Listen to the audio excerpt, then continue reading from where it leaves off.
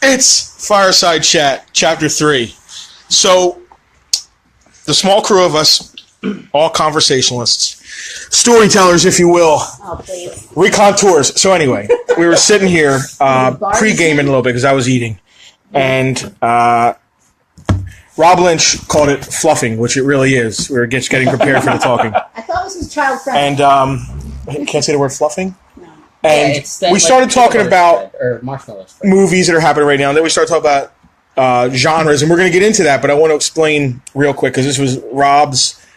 matter of fact, I should just let you explain what Kids on Bikes is. Why don't we introduce our guest? Yeah, let's introduce our guest. I am Justin Daniels, co-owner of Farpoint Toys and Collectibles. I'm not really a guest. I'm Penelope. I also own Farpoint Toys. All right, it's on you now. It wasn't on you while you were saying that. Okay. Thanks. Hi, it's me. You guys know me. I have purple lipstick on today. Tomorrow is... Penelope's birthday! Woo! So, come in and buy things. And then give them back to her. She doesn't want any of this crap. Who are you? Oh, I am Rudy Reel from Lucky Duck Entertainment. All right. But I'm not wearing lipstick. I'm Rob Lynch, and I am that guy with the distinguishing hat. He is. We're a bunch of heavy white guys and a beautiful woman. Thank you. Not a lot of diversity in this one, but we'll make up for that. We're sorry. As soon as we get some other friends. And if they don't dance, they are no friend of ours. Yes! Yes! Oh, it's just pun land here. So, Rob, let's talk about Kids on Bikes. Okay. Well, in honor of the big It remake that's coming out, something that we've seen lately where you have this whole subgenre of these movies that are kind of reminiscent of the Amblin era films, your E.T.s, your Goonies, and things like that. And something I heard, actually, that they call it, like, the Kids on Bikes. Which I really like. I like that phrase. And it fits a lot of movies. I mean, It captures the feeling of, and I think Kids on Bikes, when I hear it, it makes me think of kind of pre-internet, almost pre-console video game. Atari. Yeah, maybe Atari era, but before, Xbox, certainly. it's an analog era. It is. It's an analog era where kids are out with their Walkmans, not on the couch. Arcades that only cost a quarter. Where you had to go somewhere to play video games. Yeah. Bikes meant freedom. Now kids are staying home, and not to get too heavy on this and complain about it, but they're staying home, and everything is, online. They're playing together online. They don't need to go out on their bikes. But it was more adventurous, I think. So the Kids on Bikes thing is about, kids going out and being together and adventuring. And we kind of started talking about, coming of age, and is Stand By Me Kids on Bikes.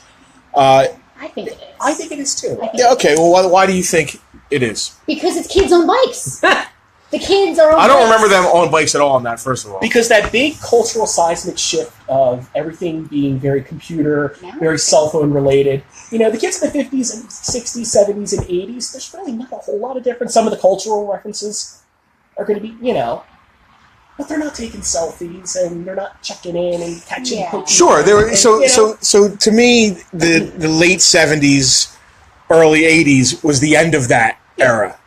Right? End of the analog era. So I guess I could see them as kids on bikes, but to me that's just more of coming of age with that. It doesn't fit the genre in my head canon of what Kids on Bikes would be. Well, I also look at it this way, too. Like, the architect of this whole genre, you could probably argue with Steven Spielberg. I mean... Not even meaning to. Yeah. I mean, you got to think, he grew up in the 50s, so he brought that sensibility in a way where it was still compatible with kids. He could speak directly to the kids of the 80s, and he knew that language. And I think Stephen King, particularly in It, just has that knack for, remembering what it's like to be a child. I think that's his greatest, most underrated strength, I think. So we started this conversation because we were talking about the It remake that's coming out. I never saw the made-for-TV one. Really? I never read the book, and I've read a lot of Stephen King books. Yeah, I don't know why. I'm surprised. I prefer everything's horror. I prefer the Stephen King stuff that's not specifically horror. Like, The Stand is in my top 5 books of all time. I've read it multiple times. But I just never went after, the really specifically horror stuff, I guess. Not like Pet Sematary. I did read Pet Sematary. I don't know why I missed it. I don't know why. I don't like... Clowns don't do it for me. I'm so hurt. I'm so hurt. Well, I think the clown thing, it's an iconic part of it, Pennywise, and I think especially with Tim Curry. But on our side. So, Tim Curry, you brought Tim Curry. A lot of people, I mean, we talked about this earlier when we were fluffing. A lot of people you said are, oh, it's not, there's only one it, there's only one Pennywise. There's only one Pennywise, it's Tim Curry. But it's a remake that can give us more of the story that we missed in the made-for-TV version. It's also going to be broken into, from what I hear, it's going to be broken into 2 parts, which means there's going to be... Oh, really? Yeah. What if this flops? They're never going to do the second part. It's not going to flop. That's why everybody has to go out and see it, is really what we're saying. Not sponsored by anybody, but if you'd like to, Fireside Chats for It Too. Which opens tomorrow night in theaters. That's it. I'm thinking of the sign for It Too, and it would be IT and I the Roman So numerals. Goldfarb is going 8 p.m. tonight, I guess. Is it tonight? Is tonight to midnight? Yeah, usually the theaters. You know what? Opening day is traditionally Fridays, but everything opens Thursday night now. Yeah, it's not midnight anymore because 7 o'clock right. usually, yeah. Jay said that it's gotten a 90% on Rotten Tomatoes, so it must be good. Yes. Wow, I'm surprised because I'm usually, also surprised. first of all, there hasn't been any really good Stephen King movies lately. Not that I can think of. I know that The Dark Tower flopped horribly. Maybe The Mist. Oh, well, now hold on. No, Mist was. I love it. I don't know if it did well though. This brings in something that actually kind of that's been on my mind this week. The Dark Towers combined a bunch of movies or a bunch of books into one movie, and I think a lot of people had a problem because they missed so much, they breezed over. And the same thing's happening with the Netflix movie for Death Note. Oh, Death Note. Death Note was a 37 episode show that got crammed into an hour and 40-minute long movie. People are lambasting it. Yeah, now, and I watched it last night with the kids because the kids like Death Note, and there was a lot of things that were different. Everything from, like, Light's family. There's no mother and daughter in this series, but it explains some of his actions, the relationship between him and some of the other... I don't want to give away too much if nobody's watched it, but you've got to take it for what it is. If nothing else, maybe people that haven't watched the anime will see this movie and go, oh, you know what, I kind of like that, not comparing it to the other 37 Well, that's episodes. who are they making movies for? This is the Dark Tower raises this question. Yeah. Are they making a Dark Tower movie? And I didn't see it, so I can't talk on it. Mhm. But the gist is, are they making the movie for the people who love the books, or are they making a movie for people who just to make a movie, and maybe people will read the books after that? It's lowest common denominator. I feel like they're making movies for the masses, so they're not making it for the fans. They're making it for money. They want to make money. They want people to come and Now, see wait, it. hold on. I want to back this up. Here's the reason why. Fans of it don't want a remake. They're happy with the original.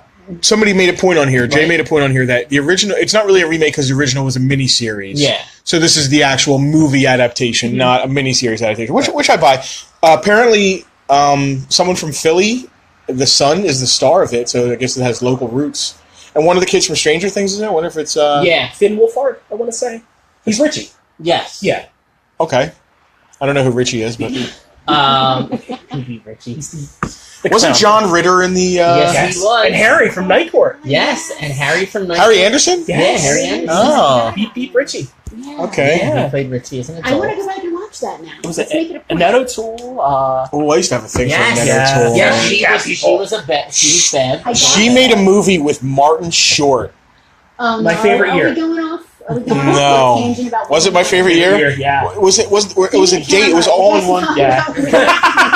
We were actually, before we were talking about this, Women growing up. yeah, we had a conversation about favorite actresses. At what kind of actresses? Not much acting involved in the actresses we were talking No, about that's not earlier. true. I believe- My favorite There's actually year. a lot of acting. I believe. Wait, let's talk about this. Oh, I haven't seen it. I don't know if it's called. It was a movie about a date, and they went on a date. Annette O'Toole and Martin Short. I thought it had something to do with romance or something. Guys, Annette O'Toole and Martin Short, help me out here. Somebody Google Does it. anybody even care? anybody- Jaden Lieberher is the They- main they're kid. Here. They've got to do it Oh, yeah. online. I can't look on this thing. So- I'm looking at myself. I know you never saw it, but the scariest part of it for me was not Pennywise in the sewer, spoilers. It wasn't any of that stuff. There's one scene in a bathroom when there's a sink and a spider. That terrified me for like Apparently, Even now. that scene is 10 times worse in the new film. Like even now, anytime I go in a bathroom, it doesn't have a drain. I look and make sure there's not any spiders in it. Like to this day. Well, you know why that's scary? Because it happens to all of us. Yeah. Who hasn't seen a spider in your sink or your tub? So wait. You know why I didn't read it? My mother turned me on to Stephen King books. Okay. My mother, she was an avid reader, turned me into an avid reader, and she told me the end sucked. I think that's what it was, and I was like, I'm not even going to bother. But you know what? That's kind of the point with a lot of Stephen King books. Yeah, but she also told you. Oh, I was going to say like the Tooth Fairy was real. I was going to do another spoiler. It's not real? I realize some kids are on here, and I just ruined so many childhoods. I'm so sorry. I'm so sorry. This is why I'm not allowed to go live. This guy. But clowns are real, and they're everywhere. So, Uh-oh. speaking of it, Hurricane Irene. That's exactly that's Irma. First of all, it's Irma. Secondly, we're not going to. that was Pennywise's real name. Irma. Hurricane Irma. No. Yeah. Anyway, Well, not hurricane. That's, I wanted to somehow transition into the hurricane, and there's just no There's a real way to hurricane. do Can it. we not? We don't want to. but wait, there's the mist is like a storm. So from the mist. No, it's not. All right, we are fucking No, no, no. spastic right now. You said that the mist bombed. I actually looked it up. Box Did it do well? office, the budget for the movie was $18 million. It did $57 million. Okay, so I don't know in Hollywood terms if that's Yeah, I good. don't know if that's good or not. Let's say release. One of the best endings in Hollywood history. It is, and what's funny about that is it's not the ending from the book, which I'm sure you were about to say. It's not the ending from the book. And Stephen King actually likes the movie ending better than his ending. And I agree, because his ending was trash compared to the movie. It is the mother of all like It bleak is. endings. It's Yes. yeah. No Yes. spoilers, no spoilers. Oh, come on, it's a 20-year-old movie. Guys, if What, you at have- what point is a spoiler I'm not gonna a back up spoiler? now and say this one because not a lot of people have seen. You haven't seen Monster Squad. You're gonna go. So? Can we How's put that? How long has that been out? Isn't Fred Savage in that? Put camera on me. Go after. No, we're that's done, Little After we're Monsters. done here, It's a fucking go monster watch The movie. Mist. Go watch The Mist. Yeah. It's scary. It's heart wrenching. It's gut wrenching. So bring your tissues and a change of pants and watch it right after. It is scary. Every time I see fog, I'm like, ooh, it's the mist. Yeah. It's those freaking bug creatures, It takes man. place in a supermarket of all places. I know. Which is actually great. a pretty terrifying place. Who's the actress? Marsha Gay Harden. Oh my steals the god, movie. is she the one that She's the one that becomes like very Christian? Oh my god, man. That Oh, is- and- yeah. Fantastic. And you got the great Toby Jones in it, who just like one of those actors who just like Brian I Cox love that pops you up in just. everything. I'm sorry, I need to stop. I love that you just every single actor of anything. well, this is why the minutia that Rob knows is fantastic. Yeah. Finally, all those years.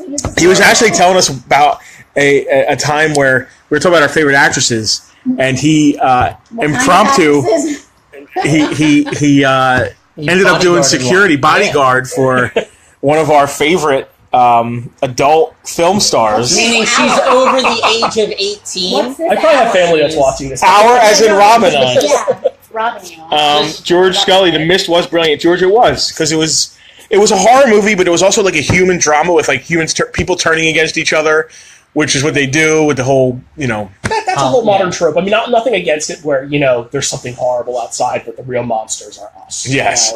I mean, is that a trope or that's just Does that's anyone everything? not realize Yeah, it's a that trope. people are It's based terrible on- I think yet? Romero is one, rest his soul. You're He's right. Probably the one. You're who right. really- You are absolutely And- right. And The Walking Yes. Dead is literally the name of it is Walking Well, Dead. there is no Walking Dead without Romero. No, I know that, but the trope of humans being the real enemy. Even is- the Alien films, I mean, that's always, the aliens are the aliens, it's the company. Yeah, it's the Paul Reiser, before he was dead. Oh God, Paul Reiser. Wait, wasn't he on My Two Dads? Yes. Yes, he was dad number one. Before he was mad about the other dad. The other dad had a mullet, if anybody Yes, he remembers. did. He was a very 80s looking. Are we really talking Beard. about my two Oh, dads? no, Dude, I mean, this is how it goes. This is the conversation. Adult film stars, my two dads. Wait, what films are you watching? I don't Yeah, know, I'm man. wondering. It's just like we are spastic and all over the Yeah, place. I'm really gonna ride There's that train. no one here to rein us in. I'm really going to ride this train off no the track right now. supervision. We are just kids on bikes. Now, speaking of, you know what? Maybe we can segue to another conversation here. Now, speaking of Greg What Evigan a from My Two segue that Dads, was. Oh my god, you know his Of name? course he does. It's Rob Lynch. Has he ever done anything it's else? summer 19. I'm going to get to that. Oh no, has he starred with? It's summer 1989. Okay, and picture, if you will, there was three Sicily. big expensive underwater movies. There was Leviathan, Abyss. Deep Star 6, and The Abyss. I never saw Deep Star 6. And that was like the first. And he's in that, isn't he? Like, you remember how they had that one summer where there was 2 asteroid movies? Yeah. Yes, Deep Impact and Armageddon. Yes. Yeah. So yeah, it was a deep water. It was 89, huh? I mean, other than comic book movies, do we get those kind of like, I guess you could say packages anymore? Why? Why was everybody? Because somebody comes up with an idea, and then somebody says, "Well, I can make it quicker, and I can make it cheaper." Yeah. It's like Nickelback and Silverchair. If people like astronaut movies, they're gonna like astronaut movies. If they come out for monster movies, there's gonna be monster movies. Pirates did it, Penguins did it, Vampires did it. No, but it's usually, but that was all the same year. Mm-hmm. You know, sometimes it's like a course of 4 or 5 years where these things play out. No, I got one to knock you all out here. Oh, boy. 1992. Remember, there was 2 Christopher Columbus movies. There was one I know Ridley Scott did. Oh my God! There was the Conquest of Paradise, and then there was one with Gerard Depardieu. 1492, Conquest of Paradise. Yes. And the other one was... Sigourney Weaver was the other one, I think. I can only think of the New World, which was Oh no, that was Terrence Malick. That was a great film, though. Sigourney Weaver's in. I can't stand. She's a Terrence Malick. I didn't like it. I freaking hate Terrence Malick. Really? I mean, listen, the most beautifully lit, the most beautiful cinematography, but there's never a story. It's just people wistfully looking. I'm going to do it. Just like the man. Wait. I got it. And then there's people like looking at rocks. Oh no, I'm going to one-up this. Yeah. The tall wheat fields where somebody has to take their hand and run it along the wheat. They had that shot in... Gladiator. That's the Man of famous... Steel had that shot, too. Did it really? But he does, in wheat fields what Stanley Kubrick did in space, if you think about it. I mean, 2001, a lot of these same criticisms... I agree. There is a criticism of 2001. It's tough. It's a visual tone poem. It's not for everybody. It's good mood piece. I love Tree of Life. I mean, I know that's very divisive. Oh, that was terrible. Oh, God. There was only The dinosaur part is fantastic. You know what? Give me something pretentious and give me something audacious. Just don't... I love that you love these. That is the cardinal sin of cinema, is making something lifeless and dull. If you want to go over the top, self-indulgent, pretentious, great. I'm going to be on board with it. It might not be good, but it's not dull. We all got real quiet. You just said, give me something dull. It is... Give me something dull. What don't I like about behind him? it, They are dull. They are... I just feel like he's... He said the tenth not. You know what, man? I'm not deep enough to get the meaning behind some of them. Well, yes, you do. You do have to be. You have to be either really intelligent or deep, or just bullshitting like, yes, I like these movies quite a bit. It's like, that's like the modern art thing, where modern art is only good because people tell you it's good. I understand why filmmakers and film buffs like the movies, like because they are beautiful. I don't feel like he gives the actors anything to do. I think sometimes if you understand that you're going to be experiencing basically inside of somebody else's head, it's not for you to really get or interpret, but more experience. I think David Lynch really falls under that. There is no cipher for Twin Peaks. There's no way where you can say, okay, A equals B, this equals this. This is just an experience. You're either on board or you're not. Sure, but Twin Peaks has some plot going on that grabs you, and you're just waiting for things. At times, when there's no plot in Tree of Life. There's no plot in Tree of Life. What's the plot? There's a point. There's a theme, maybe. It's an abstract character piece. Look, I'm not going to sit here and defend Tree of Life. I feel like you would be great at a game called Movie Buff, which will be held. We're going to do a game night here at Farpoint Toys, and Movie Buff is going to be one of the first games. I think you should be the defending champion of Farpoint. There we go. I'm down. I'll be in. I'm so down. So We'll let you know all about that stuff. I want to change the subject for just 1 second. I want to list Malick movies that I hated. We'll get back to that in a minute. I just got a text message from our friend Phil from Eye of Eternity Armory. If you guys follow us on Facebook, you may have seen the amazing Jagged Crown helmet. If I could add a picture right now, I would. From Skyrim. I'm about to show a picture. From Skyrim that he's making for us. Just out of the kindness of his heart, because he's awesome. He created it 3D, from a 3D model. He sent me this picture just now. I don't know if you guys can see that at home there. I don't know if that is that zooming in. There you go. So this is the 3D model, and he then printed out each piece individually and then constructed it from Worbla and foam, craft foam. I'm going to show everybody in here. Look at this thing. I saw the picture. Very nice. This I can't even what did I ever do to deserve someone that would do this? This is awesome. Phil, thank you. Very cool. I had to change the And I guess subject. that brings us off of Terrence Malick. But now you're back again. You mentioned his name. I did. Oh. I did. You just have to wear it in the field now. Thin Red Line. I never saw it, actually. Oh, all right. So you're not like a Terrence Malick, like Hound. Thin Red Line is the Did he movie- do The Astronaut's Wife? Not The Astronaut's Wife. What's the one about time that Wolverine was in? The astronaut. Oh, no, that was Aronofsky. The Fountain. The Fountain, yes. Darren Aronofsky, yeah. That was He's got a... another interesting one coming out, So apparently. that movie was literally 20 minutes of Hugh Jackman just going. I don't remember. I blanked it out. Wasn't 300 terrible too? Didn't we go on a streak of? Wait, maybe that wasn't it. No. Well, oh no, The Immortals. The Immortals. That's what it was. I'm It was sorry, The Immortals. 300 was good. Immortals was terrible. Was it Mickey Rourke in that? I don't remember. What was The Immortals? We couldn't even finish Remember it. that? Yeah, Remember we tried to watch it with Rudy and Sharon? That's how long ago that was. Oh my What- god! It sounds like an action movie. New Superman. What's his name? Henry Cavill, I think, was in it. And Mickey Rourke, I believe. Oh, it was like a Yeah. Greek kind of thing, right? Terrible. Was I that need to Alex Google Proyas that. who did that? I love the It might have been. bottle It might have sports. been. I think it was Proyas. Now that you mention Yeah. Boy, it. It was terrible. We couldn't even finish it. boy, that man's gone from Dark City to... It was bad. Oh, It was so bad we didn't finish it. That never happens. No, we never. Mickey Rourke, King Hyperion. There we go. His ruthless army marched across Greece. And Penelope has a thing, like, For this bad is something I never movies. understood. And probably all of you do. But I do not have a I do thing not. for bad. She's quoting a no, friend. I did not. I did not. Oh, hi, watch Mark. that Come on, movie. just going up to Hi, a chin, Mark. chip, chin, chip, chin. We are We're gonna do stupid. a screening of The Room here.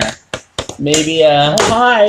No, I'll watch a good movie about a bad movie, though. I'll watch Oh. this I cannot wait for oh, disaster. Disaster Artist, yeah. I'm going to order pizza because I think of everything. My future wife. You know, man, Oh, if, hi, Justin. How's your sex life? Can we throw a football across the table? Oh my god! I don't listen. We have a finite number. It's on me. I'm doing a monologue Now here. back to me. Now back to you. Now We have a finite number of hours on this earth. You're spending some of those hours doing I was going to this. say we have to find out the number of minutes. I'm that looking we're doing at this I'm thing. looking at myself. We have a finite number of hours here, right? We're not all here for very long in the grand scheme of things. To waste even 2 of those hours. It's not a waste if you're entertained. And wait, hold There we on. go. You need a Can't argue wide that. range for a basis of comparison. How can the best movie you ever watched be the best movie if you can't compare Well, it's it all to the relative, but worst if you movie? know you're watching a bad movie, you know you're watching a bad movie. I mean, I don't know.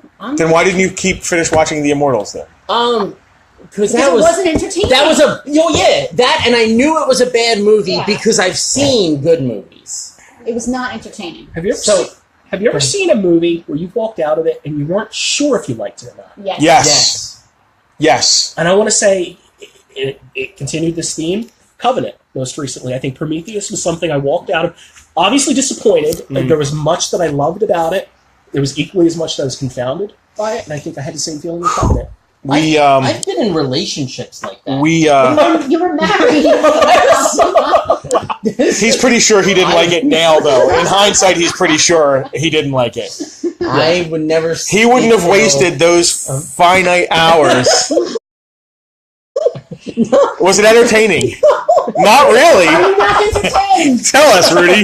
Were you entertained? I would rather watch The Immortals than. Than be married to Sharon. No, I'm just in general. Yeah, no, This yeah, is- I apologize. Notice I have not said anything bad about anybody. Review the tape. How is This, I was so severely disappointed in Prometheus and the return of Ridley Scott to his world that I haven't seen Covenant.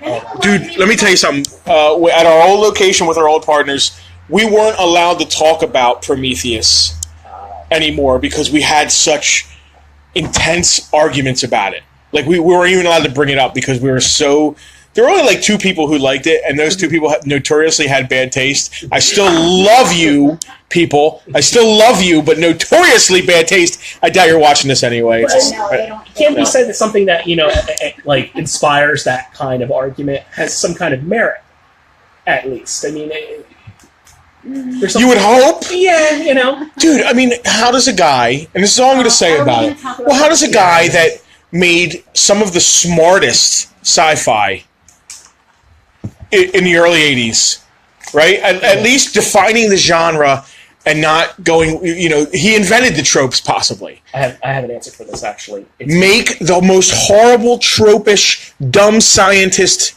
Dude, the scientists were the dumbest freaking people. I have an answer. I do have an answer. And this is no disrespect to Sir Ridley Scott, who, is one of our great modern directors. He didn't write any of these films. He's only as good as the material that is given to him. I mean, he could direct like a Tidy Bowl commercial, and it's going to be gorgeous. Remember that Apple commercial? Oh no, it will. That's where he that was the beginning of his brilliance, really. Yes. You know what he is? He's Anchorman. You know how Ron Burgundy will say anything that you give him on camera, and San Diego goes. Hey, listen, Prometheus. That's Ridley Scott. Prometheus looked amazing, and so did Covenant. I haven't seen it. Prometheus looked amazing. It looked great. It looked actually too good because if you compare the technology to 79, it looks like they stepped backward, but it was a prequel. But anyway, I can't enjoy a movie just because it's beautiful. That brings us back to Terrence Malick. Okay, it's got to be more than a beautiful movie for me to like it, unless Ginger Lynn was in it in the 80s. All right, why did you have to zoom in on me when you said that? Because you are a beautiful woman. So Scully, my man Scully, you remember him from Chapter 1 and the beautiful Scully family? This is a great segue because he just asked us, how do we all feel about Blade Runner 2049? Okay, I'll start. Oh, wait, let me put it on you then. Yeah, that would be nice. So, Blade Runner is one of, if not my favorite movie of all time. I'm not feeling good about this new movie for the simple fact that Ridley Scott is, and again, he's only as good as the material he's given or whatever. But I'm just not. He didn't write it. I don't care who wrote it. I'm asking. I honestly don't know. I'm not sure. Was it? Is he even directing this? Hold on. Or is his name just on it? No, he is not directing it. So did he write it? Arrival, the director of Arrival, who's eventually doing Dune, which is my. Yes. Is that actually happening? Yes, not for a while, but he is doing. It's going to be a big screen adaptation. I wonder if they're going to make it a, do the sequels and everything. Depends if it does well. So, regardless of who's directing it, who's doing it, I don't want reboots of my favorite movie. I don't want sequels. It's too late. It's happening to everything. I know it is, but I don't want it to. We can only be. I'm not optimistic about it. I'm not hopeful. If it's not garbage, I'll be happy. It's going to suck. I'll tell you why you're not optimistic about it. Why I think you're not optimistic about it? Why? Are you? Because on me? It's on me now. Okay. Because this has happened so many times. We've gotten so many reboots of all these movies we love. And have any of these reboots been spectacular? No. Planet of the Apes. Worth doing. That's an exception. It's an exception. And it's so different. I mean, the originals were good because they're cult classics, but they weren't really fantastic. It was a fantastic idea. The best sequel, reboot, prequel, whatever that's come out in the last 10 years was the Star Wars movies, and that's not the prequel. I mean, I know what you mean. Name a reboot or a sequel, prequel that's come out recently that was decent. I can't. That's what I'm saying. Well, that's what he's saying is that. We all want to relive as adults the stuff that made us happy as kids, but when they do it, they try to change it to make it new. I don't want to. I disagree. I don't want to relive the things I enjoyed as a kid. I want them to stay the way they were, and I want new ideas to make me feel that way again. I want to be wowed by new movies with new ideas. Well, all right, so fresh. I love Howard the Duck. I remember when I was a little kid. Oh, you were the guy. And I was the one guy. When the Howard the Duck movie came on, I thought it was fantastic. I would love if there You were the right age. Yeah, it's a fun movie. Yeah. No, it is a fun movie. So, I guess as And Leah Thompson, I mean. Oh. Can I put her on my list as my favorite actress? Yeah, right? Oh, no, I already picked one. But like, I'd love for there to be a continuation of that. I mean, Star Wars, 9, 10, 11, 12 movies now. Howard the Duck gets one. Well, I mean, they're not going to remake. It was like, what, well, I mean, but what? I mean, come on, you're just being ridiculous. They're not going to make it part 2 of a movie. I don't think it did. It flopped horribly, right? It was like the Ishtar of that year. It was like, right? It didn't do well at all. It wasn't just it was. Or Ishtar was the Howard Duck of that year. Probably, exactly. To sum up, Star Wars movies have always done well, which is why they keep plunking them out. Yeah. Sum up, I'm not personally looking forward to the new Blade Runner, George. I mean, I'm going to be cautiously optimistic, as I always am, but at the end of the day, it's not Blade Runner. It's something else, and there's a chance not only that it's something else, but it might ruin a thing that I love. At least. And that's what sucks. At least, they're not retelling the story. It's a that would actually be continuation. better if they started over and it's a whole new universe, like the Star Trek stuff. I can forget it if I want to. It doesn't affect what I love. If they tell me that Deckard's a replicant or tell me he's not, it's ruining a movie that I've loved for decades. Are you talking about if they did like a straight re-adaptation of the Philip Dick book? Because the film does... If they just did their own thing and redid it, that's cool. It's its own thing. I can still like this thing that I like. And this other thing is its own thing and it's whatever. It's not affecting the universe that I've invested in. It's funny to feel that way because I think you've come 180. Isn't it the same thing with the books? They're like getting a movie version of a book? Like so you read a book, or even like with the Death Note thing, like you have something that you like, and then they redo it in a different way. So if you liked the Death Note series, and here's now the Death Note movie, that's terrible. It doesn't affect the show that you watch. Or if you've read a book, if you've read it, if you've read Christine or any other books, which I think is the end of my list of books I've read. And then they have a movie, and you're like, "This is so totally." I want to know what Rob thinks about Blade Runner specifically. My thing is, Blade Runner, the original, is one of my favorite films as well. It's going to be gorgeous. That's a given. I mean, we've seen that from the trailers. I agree with that. Yeah.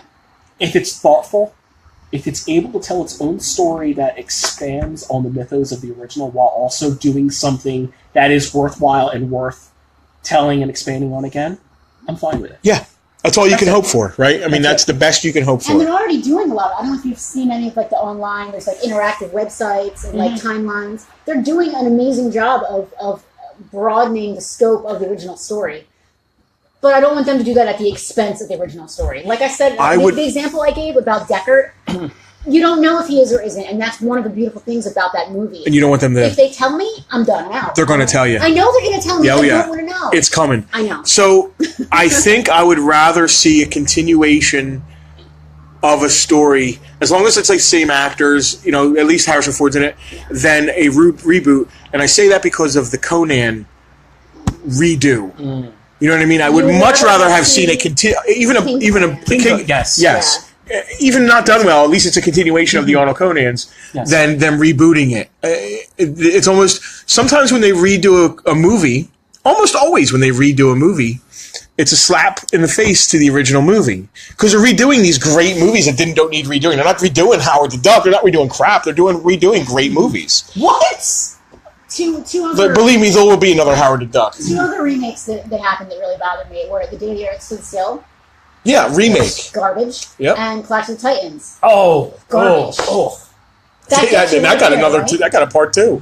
That killed me. Yeah. That was. If you talk about the movies of your youth, there's probably no other film that I can fondly remember growing up to than Clash of the Titans. Dude, I mean, that's Saturday afternoon on Channel 29, Clash of the Titans. Yes. I still have the original VHS that we taped off Channel 29. And that movie, something that blew my mind, and I just realized recently. I have a lunchbox, Clash of Titans lunchbox. Mm-hmm. There's boobs in that movie. Why the hell was there a lunchbox for a kid to take to school with a movie that had boobs in it? Oh my God, come on. There was a toy line for RoboCop. Exactly. This is a great segue conversation. What the hell was it about the 70s, the 80s, and even the early 90s that let us get away with childizing movies that should never have been for kids? Titans, boobs, I don't. I mean, it's all relative. What do you mean for kids? Because the content it's eye candy. If you're 10 years old, RoboCop is going to appeal to you. Probably. Holy crap! That's right. I don't disagree. But here's another good example: Police Academy. Yes. They turned it into a cartoon? Yes, that And was toys. not That movie is not for children. No, Well, no, not the first one, but they started to go more that come on, route. that's tame. You watch the first movie now, it's tame compared to... Is it really?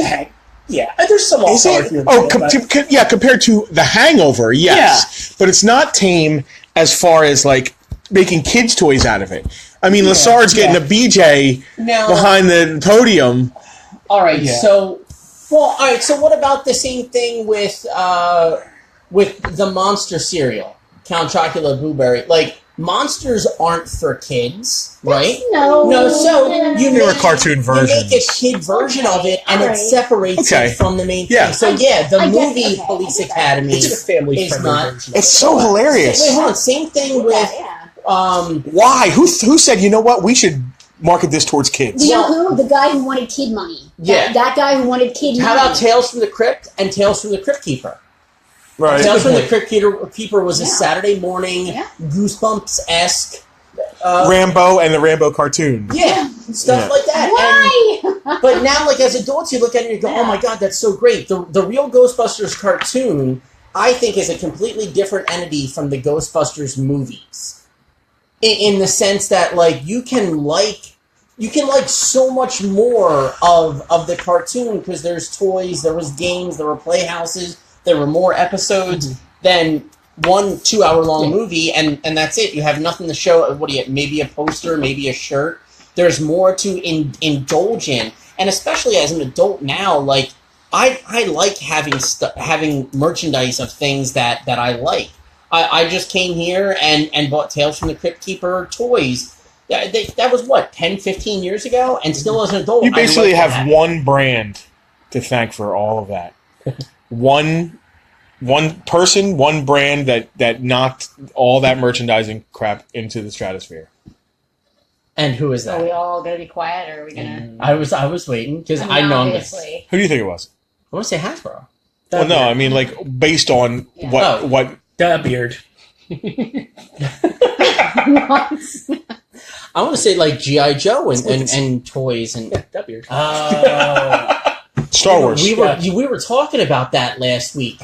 The royalty for toys didn't get crazy until after that. It was actually like the reason that Kenner got the bid or whatever is because it's crap. Nobody cared. Battlestar Galactica was like the only toy line for sci-fi stuff at the time, and no one cared. And Mego. Yeah. And Mego owned the rights to like every movie rights for toys weren't that big of a deal. So Mego, the Funko of their day. Right. Yeah. Had every freaking line. And people liked them, they were fun. Yeah. But so when George Lucas said, "Hey, I want the merchandising rights," they were like, "Yeah, okay, sure, take them." Have fun with that, little man, little twerp.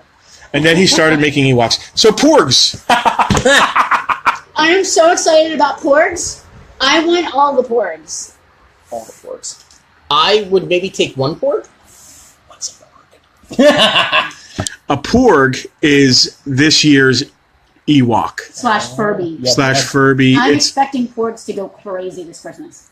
We are the Porg. We're going to have resistance is futile. We are the Porg. She wants Porgs. Tomorrow's her birthday, people. Send Porgs. More Porgs, please. Lisa, can I have a Porg? I don't know. I need to yell at Rob because he likes Dr. Pulaski. Can we talk about that for a minute? I didn't want to go to Star Trek because our friend Harry has a great podcast called Hailing Frequencies, where he's never watched The Next Generation. I know. He cherry-picked a few episodes that people recommended he had to watch. Right. But now he's going back. He started at episode 1, season 1, Encounter at Far Point. Yep. Weird coincidence. And he started at episode 1, and he's watching and podcasting. He's just finished season 1. His experiences about the entire series. Code of Honor hasn't turned him off to the show yet. It's very early on. With the Skin of Evil. The Naked Now couldn't turn him off. The Naked Now is a classic. It's a great episode. Yes. I didn't realize it was and I'm telling you correct. You jewel data. Oh, God. I didn't realize that was a kind of a continuation or send-up of a TOS episode. Absolutely. Oh, see, I said we're not going to talk about Star Trek, and we're talking about Star Trek. We have to talk about Star Trek. And real quick, the whole fully functional gag, Yeah, that was actually referenced in First Contact. it was. When he was with the Queen and she asked how long has it been, it's like 8 years, 6 days. Wow. 27 minutes. Yes. So, Rudy, obviously, I guess you know my friend Gary Truesdale? Yeah. How do you know Gary? I used to work with him when I was a card dealer in Harrah's. And I recently have started working with his missus at one of the restaurants that I work at. She's a very nice lady. She can do way better than him. Gary, how long have I known you for?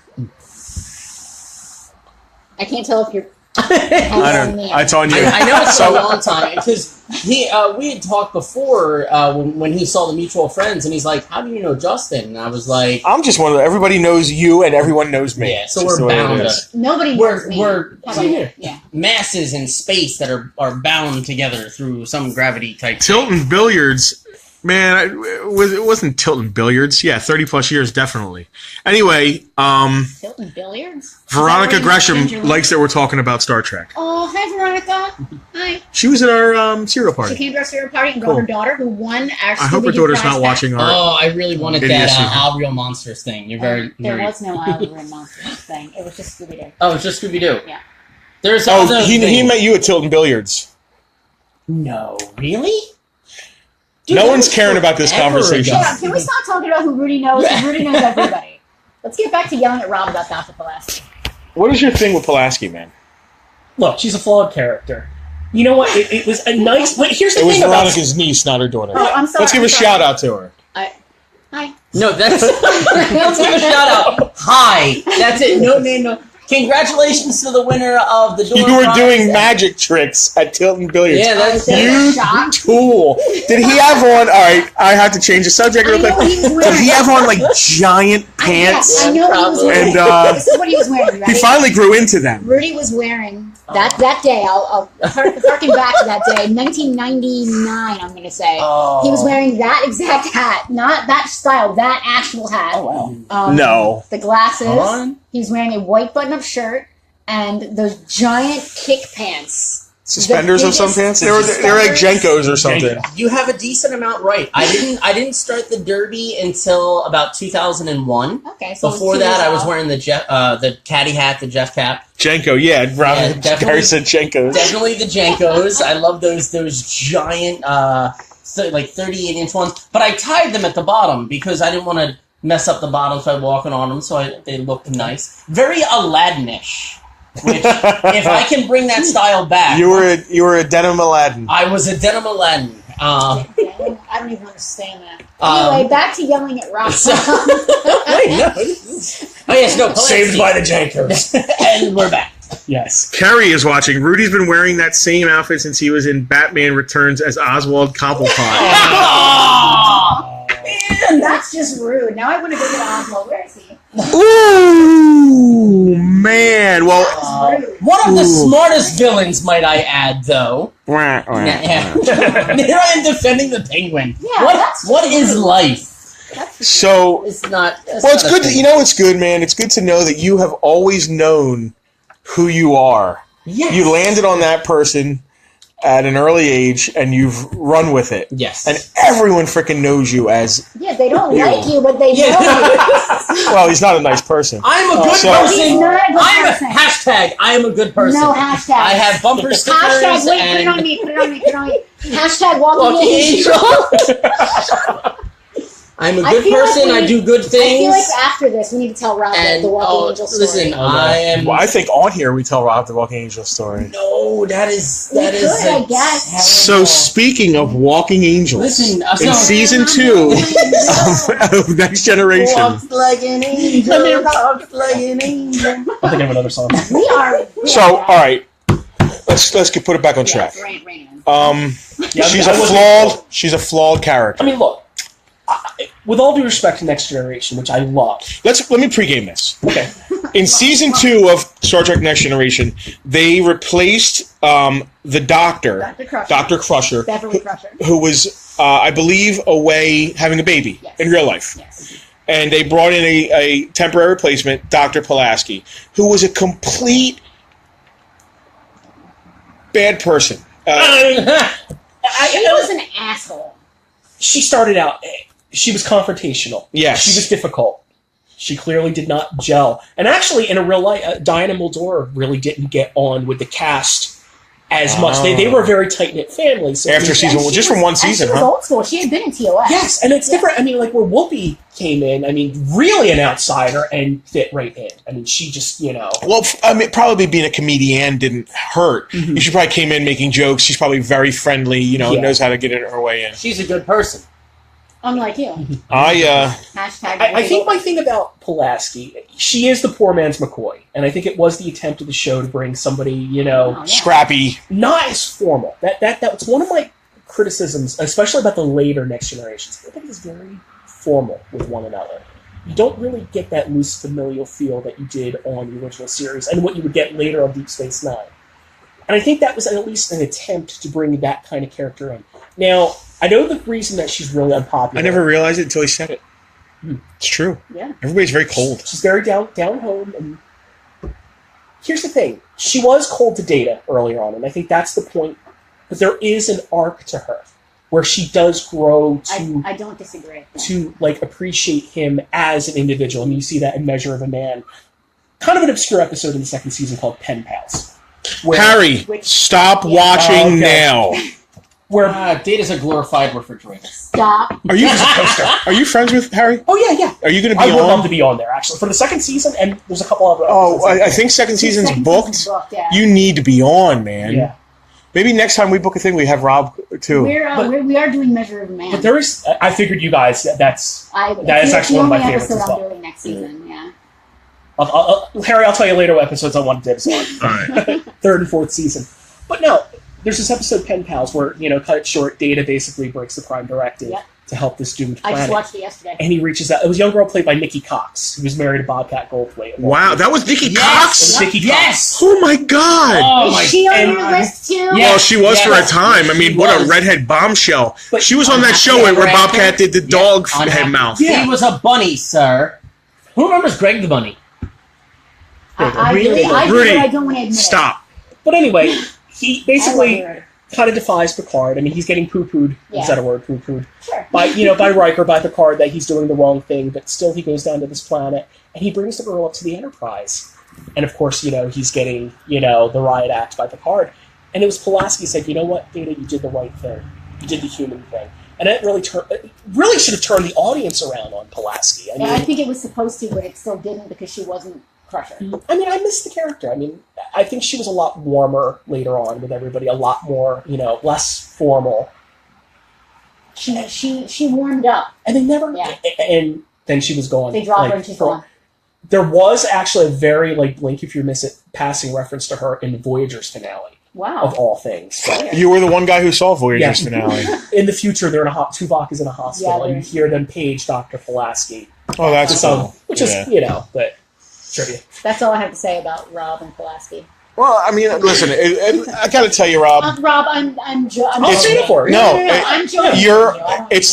Your opinion is thought out, which I appreciate. Yeah. I really don't have any real reason I don't like her other No, me than neither. the She's not- character. she's not Crusher. What I like about that is that I'm sure we all have that guilty pleasure character that nobody else likes, and that's your one go-to.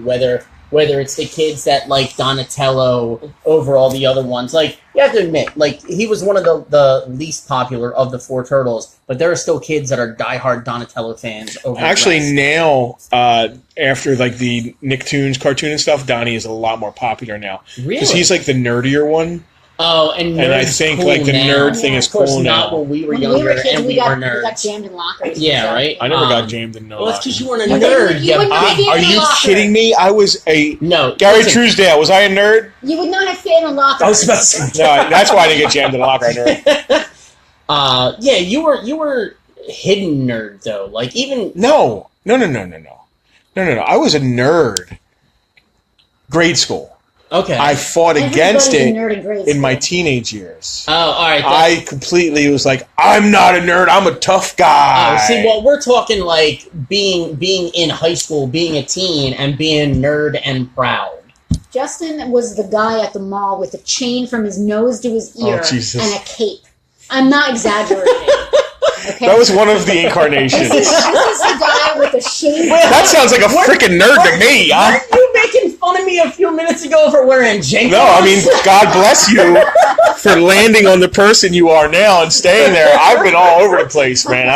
This could be a subject for a whole other show, but what exactly is a nerd? Is it somebody who has the very passionate esoteric interests, or is it somebody who's just socially awkward because they have the esoteric interests? There are like scientific definitions. A geek is one thing, a nerd is another thing. And a dweeb means something. Geek now has a new definition compared to what it used to be. Yes. And being in the realm of the original definition, I hate the new definition. So the original definition for geek was like the sideshow geeks, the people that would do blockhead, like the sideshow freaks, laying on beds of nails, or like biting the heads off chickens and bats or whatever. Oh, the Jim Rose circus. Yes, exactly. Yeah. And recently, within the past 10, 15 years, whatever, it's taken on that. Yeah, one of us.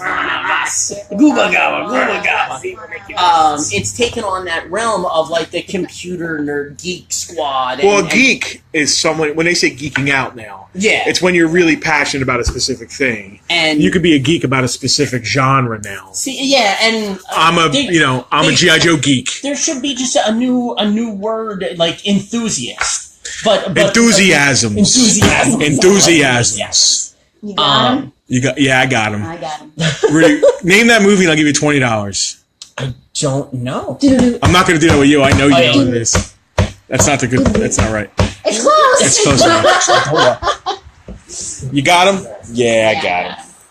The friend dad scream. If anybody knows, of the 3 people that are watching, 4 people, 3 people that are watching, if you know what movie we're just talking about, quoting, please. Is Melissa watching? Who? Is Melissa I'm watching? not sure. Let me see. Okay, what about LeVar Burton narrating the Cosmos? Did you hear about that? That's cool. I haven't. I heard. Narrating Cosmos? Not Cosmos. He was narrating. Neil deGrasse Tyson, I thought. Yes, Neil deGrasse Tyson did Cosmos. Really? Didn't LeVar Burton just? He's doing a podcast now or something. Did he read Cosmos on his podcast? I don't know. Google. Are they doing another season? Oh my god. Well, I know Star Trek people are tied to it. I know Patrick Stewart narrated, or he did some of like the historical voices on the show. Like Brandon Braga was apparently involved. Oh, what, Cosmos? Yeah. I only watched the first episode of the new ones. So there was some I think Spiner might have been involved with it, but there is some Star Trek pedigree. You want to hear some? Cosmos. So, unfortunately, Carl Sagan never did an audiobook of Cosmos himself. Mm-hmm. Unfortunately, he did the show. You know what I mean, which is basically it. But he did do Pale Blue Dot. But my God, he did an audiobook of Pale Blue Dot. And we laid one night in bed listening to him read. And no one speaks like him. Yeah. And he's reading his words, which are so freaking poetic and nerdy at the same time. Mm-hmm. And it was like chill-inducing. Nice. So if you download that audiobook and just drive around listening to it, it's so good. So, Melissa is, yes, she's watching. Hi, guys. Oh, you know, she commented earlier. Hold on. Say hi to that guy. That is the man that you married. He wasn't actually talking about the. I'm gonna reference the Cosmos thing. I looked it up. Oh, Melissa actually said she let us know that they're already working on the sequel to It. Back when we were talking about It. Okay. There's going to be an audiobook soon. Yes. It's now an audiobook read by LeVar Burton, Neil deGrasse Tyson, and Seth MacFarlane. Oh, okay. Carrie Elways is reading part of it. You know, Seth MacFarlane is, to me, I know he's a nerd, but his reading of things, like when he does... He's got a great voice. He does, but it sounds like he's doing a voice. You understand what I'm saying? He sounds like he's acting. Yeah. I mean, LeVar Burton sounds like LeVar Burton reading something. Yeah. When Seth MacFarlane was working to me, I could just tell he's working. You know what I mean? Like, he never sounds earnest. He always sounds like he's doing a voice. And he actually, and the funny thing is, like, I'm not a fan of Family Guy, but I don't dislike Seth MacFarlane. You know, the Orville looks like utter running shit. Tell us how you really feel. Yeah. He appeared on Voyager. I mean, he's a genuine... nerd. Yeah. Oh, no doubt. He was Hellboy too. He did. He was the voice. I can't think of the character's name. The sentient gas that is. Yeah, I know what you're talking about. He's also in a new movie coming out, or a new TV series. The Orville. Yeah. Oh, it's a send up of Star Trek. I didn't know the name of it. But in that case, I'm gonna go back to drinking. He actually reunited with the Next Gen cast for, I think it was Family Guy. So Melissa said, "Yeah, I see that Red Bull. You're not supposed to be drinking Red Bull." He's doing it for sponsorship. He's not actually drinking it. But he also has a smart water. That's good, right? Yeah, that's right. Red Bull. Dumb water. Irish said he's not a fan of Seth MacFarlane, but he thinks he has a good audiobook voice. No, listen, his voice, he's very professional. Like, he definitely has a voice for cartoons and audiobooks and reading. It's hard for me to... But he sounds like a professional. Yeah, it's hard for me to if hear that his makes voice sense. and not hear Brian the dog from Family Guy. Right. But I'm having the same problem with, like, Justin Roiland. All I hear is Rick Sanchez whenever I hear him talk, and it's hilarious. Did anybody see Yes. him calling...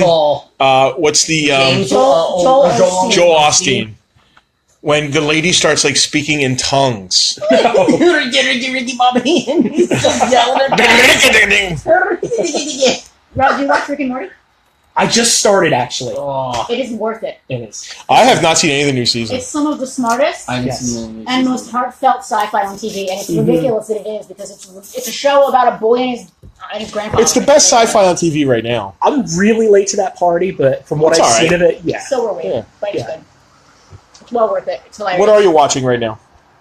Now that I'm done school, I just finally caught up on Game of Thrones. Twin Peaks, I just kind of marathoned. Beyond that... Original Twin Peaks or the new one? The new one. Okay. Well, actually, both. I did binge the original and the movie, and just watched the new series. Never saw any of it. I got halfway through season 2 of Twin Peaks. I was watching it. He wasn't interested, so I was watching it by myself, like, after he'd go to bed. And halfway through season 2, it gets real dark. Like, creepy. And I couldn't watch it by myself anymore. It was just too out there. So she would come into bed and be like, I can't keep watching this. So I got halfway through season 2. Yeah. And I've been loath to go back. You watched anything? Creepy. I just finished The Good Place with Ted Danson on Netflix. Apparently it's out on NBC or whatever. Is he still alive? Yeah, and acting was fantastic. The Good Place was amazing. From the first episode, I was like, wow, this is really cool. I like the and then every episode ends on one of those like, well, I've got to watch the next one now. And I was not disappointed with the next one and the next one and the next one. And the season finale happened, and my first instinct was to go right online and go, oh my god, this is amazing. Where everybody told me there's more episodes, and I'm super excited about Veronica Gresham. That's a great show. I love it. I never even knew it existed. Dude, it's so good. And is it about a bar? Does everybody know his name? It's a lounge. It's a bar. Inside jokes. Family mean. So, and I just started watching two things on Netflix. One is Even Linda Scully watched it. The Defenders series that comes out, where Luke Cage and Jessica Jones and Daredevil and Iron Fist all team up. If there's together. anyone watching this who doesn't know what that is, they probably maybe they shouldn't be fans of ours. Sweet Christmas. Which I would like to point out. I was told to watch my language, even though I don't normally curse. That's a lie.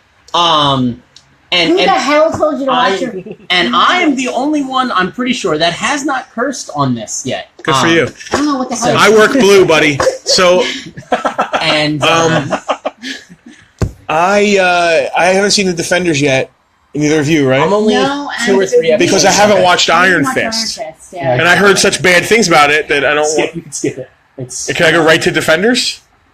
I don't think you can. I guess you can. You know, I gotta explain something to you guys. You only have a number of finite hours on this earth. So speaking of finite hours, when are we doing the room screening? Wait. I'm going around the table to see what everybody's watching. And the other thing that I started watching, which is a little I really can't relate with it too much. It's called Disjointed. It's about a medical marijuana dispensary, but it's a comedy. It's on Netflix. Oh, I get joint. You get the pun? Disjoint. I get the pun. But I'm enjoying it so far. I get the pun. So those are the two things that I'm really doing. And I started doing the 70s show, but I'm really late to the party on that one. Yeah. Mila Kunis. You know, she was like she on your list? 15, not back then. She was really young. So Tracy Lords of you. Ew. Ooh. Oh, God. Are you going to ask me what I'm watching right now? What are you watching right now? We just finished up Game of Thrones, obviously. Pretty much all of my rest of my free time is spent playing Skyrim. Talking about being late to the party. That game came out in 2011. 11. And I just started playing it last year. My husband Farkas and I recently celebrated our 1-year anniversary. So I used to be on time. I used to be on time to the party. Then I took an arrow to the knee. But I Game of Thrones mostly. Man, arrow to the knee.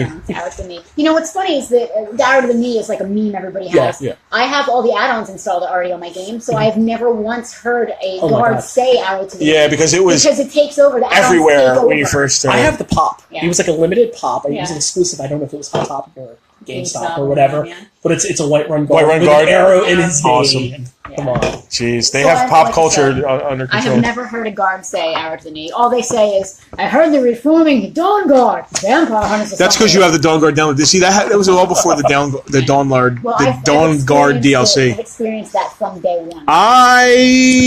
We just finished watching Game of Thrones. I'm Oh, you're watching that thing about underwhelmed, but I just finished watching a 4-episode documentary called The Defiant Ones about Dr. Dre and Jimmy Iovine. That was fan-frickin-tastic, and it brings so much about the music business together. It starts out with Jimmy Iovine engineering like for John Lennon, and it works its way through music. Yeah. Mm-hmm. Because he went on to do Interscope Interscope. was a big thing. Yes, yeah. And he dated Stevie Nicks. Yeah. So he went on to start Interscope Records, which in the 90s was, holy crap, huge. It was 9 Inch Nails. It was Marilyn Manson. It was Dr. Dre, The Chronic. It was Helmet. Hey, man. Crickets. Dude. Are you kidding me? Unsung. Anyway, and what was the second album? Betty? Anyway. Strap it on. You're losing our 4-person audience, Justin. Anyway, the documentary, I could watch a documentary about the making of documentaries. I love documentaries. But this was just phenomenal about the story of basically Jimmy Iovine and Dr. Dre coming together, making Dre beats and selling it to Apple for $3 billion. You know Dr. Dre's like a billionaire now. Yeah. Holy crap. Wait, he made his own headphones and then sold them? Well, it was Jimmy Iovine's idea. Like, he was like, listen, you've been an audio engineer. So they started, but they were the marketing for Dre Beats. Every famous sports and entertainer they had wearing these things. Yeah. So everybody wanted them. When I worked at Brookstone, we sold them there as well. Right. It just, it was hip. So I just watched that. That was great. It was, like I said, all over the place, enjoyable. And then, you know what I just watched that inspired me in business? Oh, Jesus. It's a movie called The Founder. Oh, yes. And I watched it because Michael Keaton, right? Like, who doesn't love Michael It Keaton? made me angry. Dude. It inspired him and made me angry. It inspired the hell out of me. Do you guys know the story of Yes, how McDonald's happened? Yes. It's the story of Ray Kroc, basically... Stealing. No. Stealing! He didn't steal the idea. He stole got them McDonald's. to He stole franchise. They only went so far, He stole and he was McDonald's. like, And "Listen, he this idea stole it is bigger from than all of us." And then he stole it from Yeah. them. It's a good movie. It is fantastic. The great John C. Lynch, who I think is an absolute treasure. I met him a few years ago. It's funny. It's like, I'm Rob Lynch. And he's like, oh, we're cousins. And remember that old skit on SNL with Chris Farley, the Chris Farley show, where he had Scorsese on? Oh. Yeah. I did that to that poor man. That scene in Zodiac. Did you guys see Zodiac? It was who was his clothes in it? Gyllenhaal. Gyllenhaal's in it. I saw it. I don't remember. They strongly suggest that he is the Zodiac in the hardware store at the end. And it's just this very tense standoff. That's how that. Yeah, And it's sorry. like, and that scene you were with. Yeah. Who was he in the Ray Kroc movie? In the Who was he in that? He wasn't. because I can't picture the actor. He wasn't the brother, one of the brothers? You have to show me. I'm pretty sure he was in it. I believe you. I just can't picture the actor. The ending of that, or the part that was really the worst. It's about McDonald's. If this is a spoiler, that's your own fault. Yeah, it's history. Where he, first off, made it so that they couldn't use the name or any likeness of the That's name. what bothered me the most, honestly. And then They signed they also had a hip pocket deal for $1 million each. well, no, they got money. They had a 1%. Yeah. They were 1% of profits in perpetuity, which was a handshake and never got. And he Which, of course, swindled them out of. None of this bothers me But because he was just a better businessman. He opened one up across the street with the intention of Still don't care. Still don't care. He was Still Mac don't care. McDonald. That's right. Oh, was he? He was Mac McDonald. All right. Yeah. Oh, I know exactly what you're talking about. Yeah, That. of course. Yeah. So here's the one thing.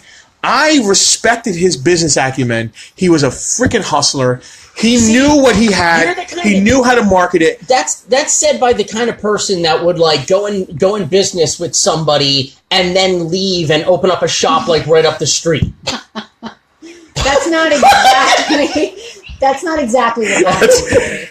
Listen, when they make our movie, there's going to be a lot more involved in that. Situation, it was Jesus, yeah, there was a more Ray Crockin going on there.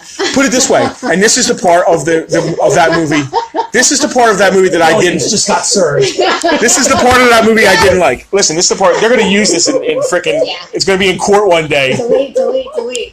In that movie, the thing about, and it doesn't even show in the movie, but I know it. If you walk into any McDonald's, there used to be a plaque that says Ray Kroc, founder, and it doesn't mention the brothers at all. Yes, that's a serious problem. He was smart enough to take the business and run with it, but the fact that he erased them and acted like they never existed is the problem, and the fact that the issue that I took with it. That was my personal reasoning. Because that has nothing to do with good business. That's just shitty to erase somebody that helped.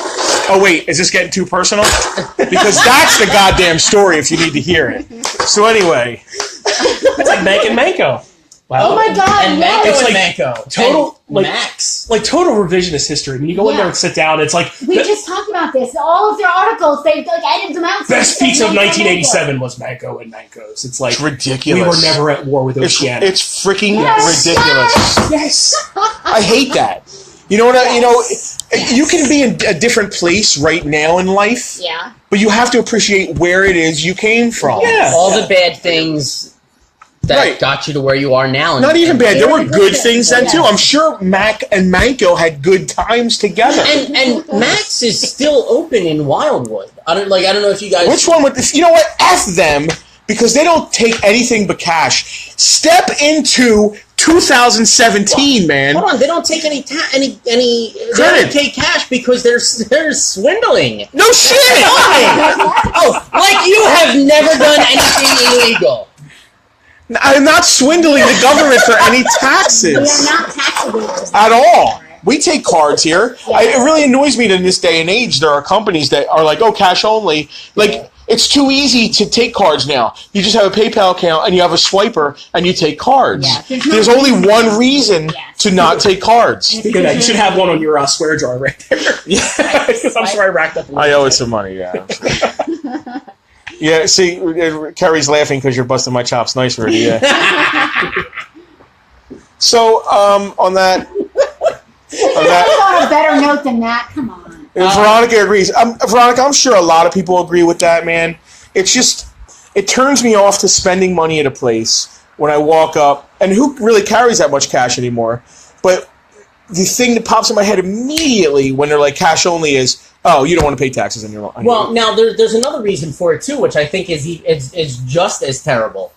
The places that say cash only and then have an ATM at the front door. They make more money on the ATM. They're $5 Yeah, for a because transaction. they're getting $200 for every transaction. That's And Mac and any Manko's. place- Well, and any other place that has it too. Like, that's insane. Yeah. If you were to pay just the minimum, what, to 30% or 30 cents per swipe or whatever for it to be a better benefit for. Oh! What are you laughing? Kerry just said, I only spend cash on one thing, and it's illegal.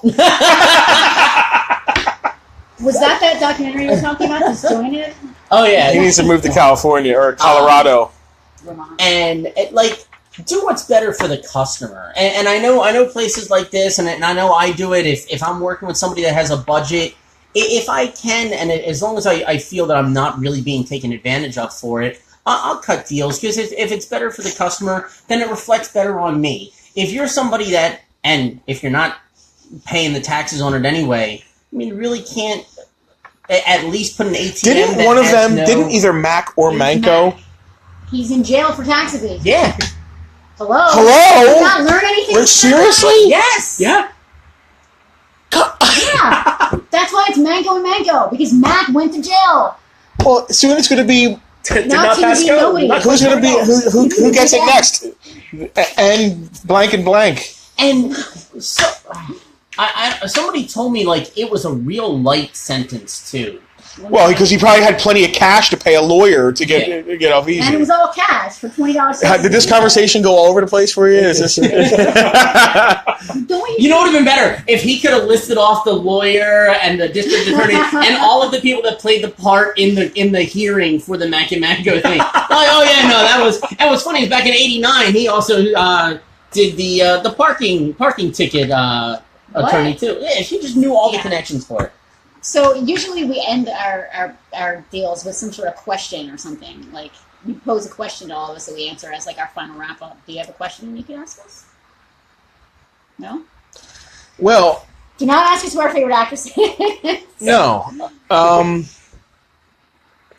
since we're talking about Mac and Manco, I mean, their pizza is freaking awesome. I love Boardwalk Pizza. Oh, right? Boardwalk Pizza has its own vibe. Am I right? There's something about it, thin crust. It's just good, easy to eat. What's your favorite kind of pizza? I don't know.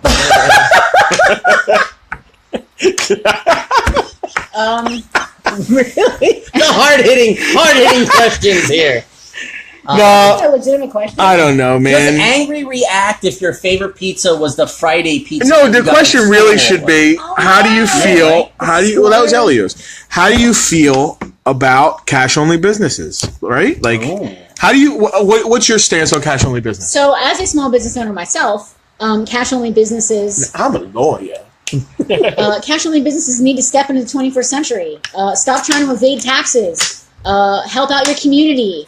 Do the right thing. Don't have an ATM and then get money off that too. It sucks. It's stupid. And it seems to be it's shady. It's weird. Pizza places and ice cream places. Yeah, it's a lot of pizza and ice cream. What is it about pizza and ice cream? It's cash only. Like I have cards. It's easy to set up a swipe where you can do it on your phone. So we'll come show you for a small fee. We will for pizza. How do you feel about cash only? I think people should start carrying more cash so that when we collect cash, we don't have to write it down. And stop asking for receipts. Nobody needs to know you bought toys or pizza or paid a balloon guy. What? He's just riffing. I'm on the other side. Okay. He's the other side of the bed. Ask my wife. I'm broke until I pass my board, so. Well, and Melissa's watching. Ask Melissa what she thinks. Well, you all know how I feel on that subject. I'm totally against cash only, especially, we're in this day and age, everybody has cards in their wallet. Anyway, it's been a fun conversation. Anything you guys want to say? I want to talk about our favorite pizzas again. Support local businesses. If you have friends that Hey, you're just a walking commercial. No, I mean, Man, so especially if you're sitting at home and you're watching this and you're enjoying this, this is brought to you by just some local people that are trying to put on events here. They did a Saturday morning cartoon thing. They did the Dr. Dinosaur event. Dr. Fossil. Dr. Fossil. Captain Dino Man. Dino Man. I would watch that show. We had a. All right, Ray Kroc, just take it and run we have a local venue that's going out of business where a lot of people are putting on shows and bringing things and people go, oh man, well when they had the show we went there. You go once a month, but what's happening Monday through Friday? Carrie, you should be here. Carrie said, "Can I get a receipt for watching this?" No, because the hour of your Carrie, let me tell you something. Is gone forever. Carrie, you only get a finite number of hours on this. Rob, your favorite pizza before we end? PB&J, baby. That's not pizza. Pepperoni, bacon, and jalapeno. Oh, man, hell yeah. This is Mr. Yeah. Scorsese. And I would just like to throw in Diana Muldaur, whatever you are, I love you. On that note, Well, does anyone have anything they'd like to pimp out before we end? oh, Jesus, people are like, just end. we have, Rudy just kind of did. we have What do we got Batman going Day on? coming up at the end of the month, September 30th, Batman Day, taken over by Harley Quinn. We're going to have some Batman cosplayers. We're going to have a Harley Quinn costume contest. So stay tuned to our Facebook for more info as the month goes on. There's going to be some events here, Hot Wheels event, the That's movie happening games. sometime, maybe next month. Maybe Yep. the month Yeah. after. We got a lot of stuff coming up because our friend Scott Tallis from Play With This on the 23rd is having his street fair up in Merchantville. And it's if the weather's nice, it's a great time because it's just a really cool small town USA vibe. Last year the weather was so beautiful. We walked around. There's all kinds of toy vendors and great stuff, and it's actually the last day we ever saw Ed. It was the last time we saw Ed, yeah. Yeah. So to bring it on down, that kind of sucks. Carrie, pepperoni. Listen, everybody, thanks for watching. Is Rob pimping out anything? You didn't ask? Rob, I have nothing to pay. Okay. Rob's taking donations. The bar, right? He just not the bar, the boards. What are you gonna be after you pass boards? Respiratory therapist. Yeah. So if anybody has trouble breathing, call Rob. I will nebulize your ass. It's like the best threat ever. Gonna nebulize your ass. Nebulizer. All right, guys. Thanks for sitting around and watching us BS. We'll have another one coming up soon with our partner Frank will be back. He had a date with the tax man because he doesn't avoid that stuff. He actually pays it. All right. Peace.